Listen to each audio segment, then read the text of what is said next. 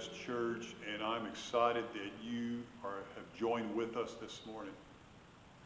You know, these are challenging times, and I don't know about you, but I know for me, it always helps to be with other people in community, even if it's only virtually. And here in Champaign, spring is trying to peek its way through. You know, we've got some really awesome days. It's going to be cold for the next series of days, but spring is right around the corner, and spring reminds me of family outings, you know, day trips where you go and you come back the same day. And maybe it's because of COVID-19 that we can't go anywhere that I've been dreaming about those times when we used to go everywhere. And when we lived in Kentucky a long time ago, we took our children to a place called Mammoth Cave.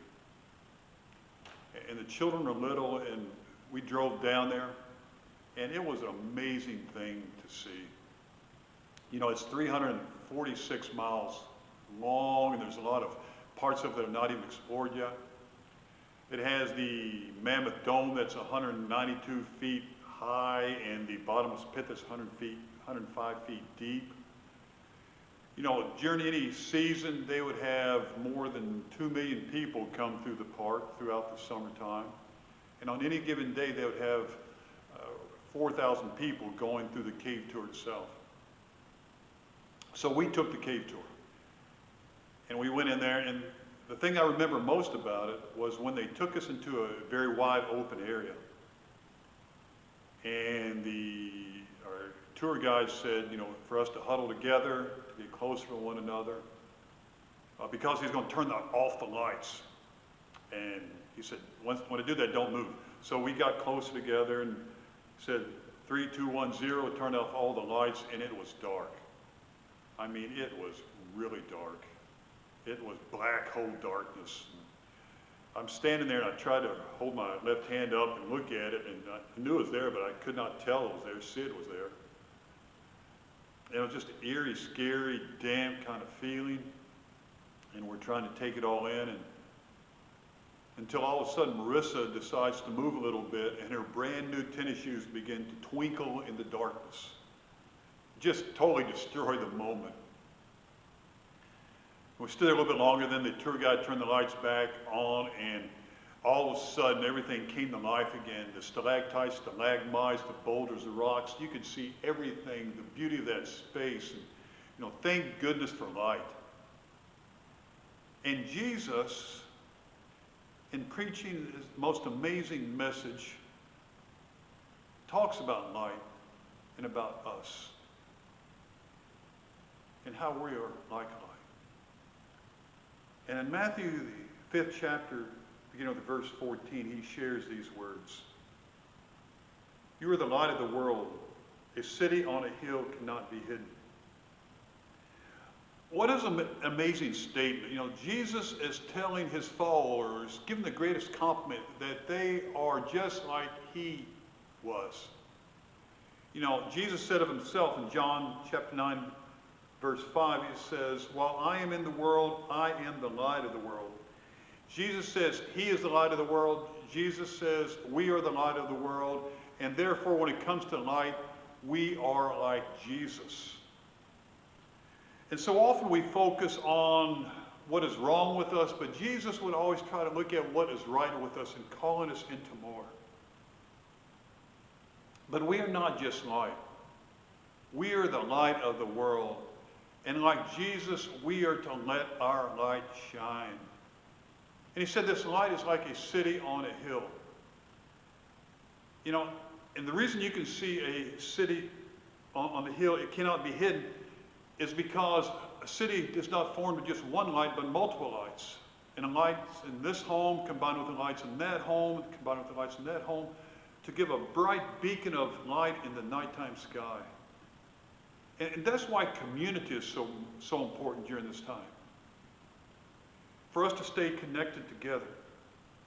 And that why is worshiping is important on Sunday morning. And that's why the time we spend together here during this message is important. You know, my light connecting with your light, connecting with your light, connecting with your light, and all of our lights shining brightly in radiance going out into the world. And just as people are drawn to kindness and hunger for mercy and desire grace and are looking for acceptance, people are attracted to light. You know, today's Mother's Day. And we are the light of the world, but our mothers are the lights of our homes. I remember growing up in our home, I had wonderful parents. Dad was rough, but Mom was kinder, gentler, more tender, nurturing. And so when I came to the time in my life, I wanted to begin to follow Jesus. I reached up and took a hold of Mom's hand and asked her to go with me to tell our minister that I wanted to begin to follow Jesus, to ask him into my heart. You know, Mom brought light into our home. And we are the light of the world. And then Jesus says, neither do people light a lamp and put it under a bowl. Instead, they put it on its stand and it gives light to everyone in the whole house. Homes in Jesus' day were often very dark. And it would have a window about 18 inches across. So not a whole lot of light. So lamps were very important. And lamps, they were different than what we have. They were sort of the container was like a sauce boat, sort of like what we use to pour gravy or dressings from. But it had a sauce boat kind of shape, and they would fill it with oil, and then lay the wick in the oil, and then light the wick. And then once it was lit, they would take it and place it on a rough-hewn stump or branch or something, a strategic position at home to give light to everyone in the home. But there were no matches in that time. So it was critical they would keep the lamp burning all the time, because it was awfully hard to relight it if they ever went out. So when they would leave, they would take the lamp and place it lower towards the floor, and then they would cover it with a bushel-sized bowl, partially covered, so that it could get air, but at the same time protect the rest of the home while they were gone. And then when they would come back, they would take the bowl off the lamp and place the lamp back on its stand. And notice that word, its. The lamp had a stand specifically where it was to sit, so that it could show the most light around the world, around the room. And you have your lampstand. And your lampstand is first and foremost your home. That is where your light needs to shine. And your lampstand is your family and your neighbors and your community. And your lampstand is the place where you work and those you come in contact with. Your lampstand is wherever you are, because wherever you are is exactly where God placed you so that your light could shine most brightly out into the world. Because the purpose of a lamp is to shine. When a lamp is shining its light, it's fulfilling its purpose. And as we shine our light in the world, we are fulfilling that purpose that we were created for. And our purpose is to be like Jesus. Our purpose is to live like Jesus and to shine like Jesus. It's like we sang earlier in our worship service, shine, Jesus, shine. Fill this land with the Father's glory. Blaze, Spirit, blaze. Set our hearts on fire. We are to let our lights shine into the world so that we can set the hearts of the world on fire for God. And God calls us to turn up the heat. Neither do people light a lamp and put it under a bowl. Instead, they put it on its stand, and it gives light to everyone in the house. And then he says, in the same way, let your light shine before men, that they may see your good deeds and praise your Father in heaven. Let your light shine before men, before women, not behind them, but before them. The world sees the way Jesus' followers live their lives, and they want to live their lives like that. They see the way we love our spouses, and they want to love their spouses like that. They see the way our community cares for itself, and they want to be part of that kind of caring community. And as they watch the way we live and the way we love and the way we care for each other, as that light comes out from us, it is attractive to them, and they want to be able to step into the light. But even beyond this is the fact that our light is really not our light, it's God's, it's borrowed light. It's God's light. You know, God's light shines through us out into the world. Therefore, as they watch us live out of that light and we do good deeds, they get a sense of the light of God shining through us, and it lets them see past us to the God who's working in us and shining through us. And as they see God beyond us, they can't help but want to rejoice and to praise Him.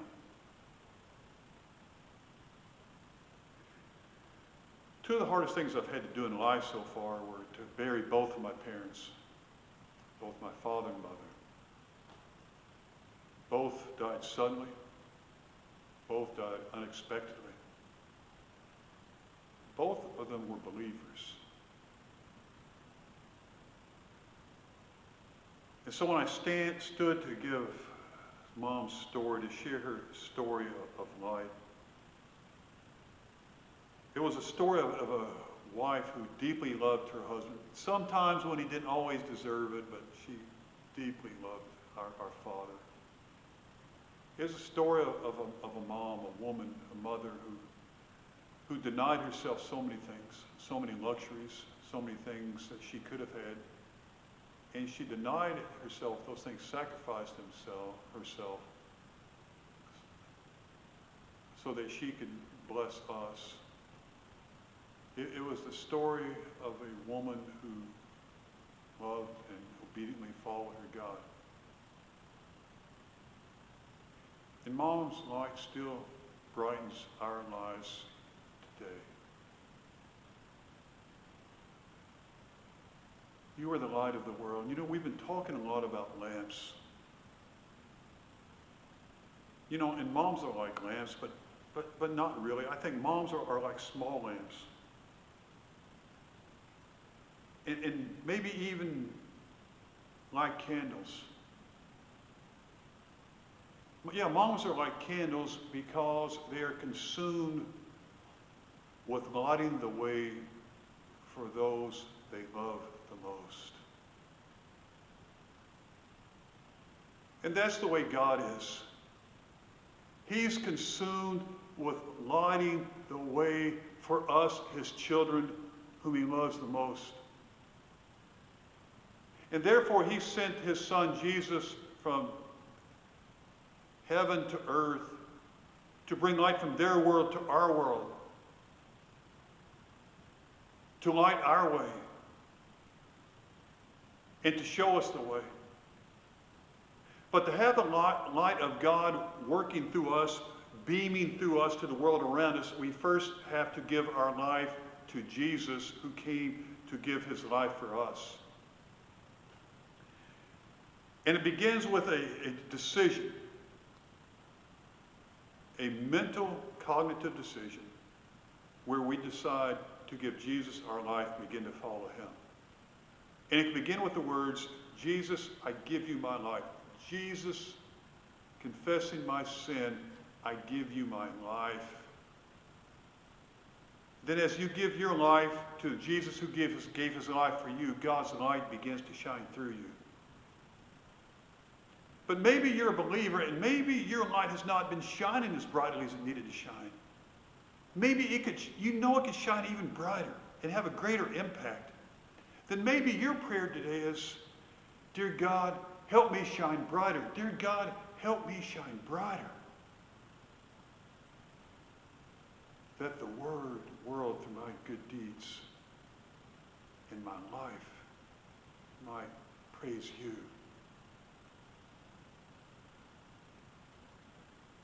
You are the light of the world. Dear God, thank you for giving us your light. Thank you for sending your Son Jesus to bring the light to us, that he's the light of the world, and as his light shines through us, that others are blessed because of it. And dear God, we just pray that you would help us let our light shine brighter. That maybe today is the day we begin to shine for the first time by asking Jesus to take our life. Or maybe the day is the day as a believer we shine brighter because we ask Jesus to help us with our life. But dear God, we are the light of the world. Let us shine brightly for you. In Jesus' name we pray. Amen. Thank you for joining us today. I hope today is going to be an awesome day for you and your family. If your mother's alive, call her, tell her thank you. Reach out to her because she is your mom. Perfect, imperfect, she's your mom. And she's that person God gave you.